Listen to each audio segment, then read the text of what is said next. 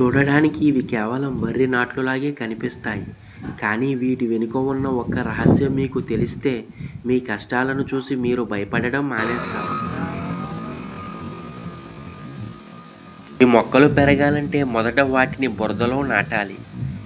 ఎంత బురద ఉంటే అంత బలంగా వేర్లు నాటుకుంటాయి. మన జీవితంలో కూడా ఇంతే. మీపై బురద చల్లేవారు ఉన్నారా? మిమ్మల్ని తొక్కేయాలని చూస్తున్నారా? అయితే సంతోషించండి. మీరు బలంగా ఎదగడానికి ప్రకృతి మీకు ఇస్తున్న అవకాశం అది.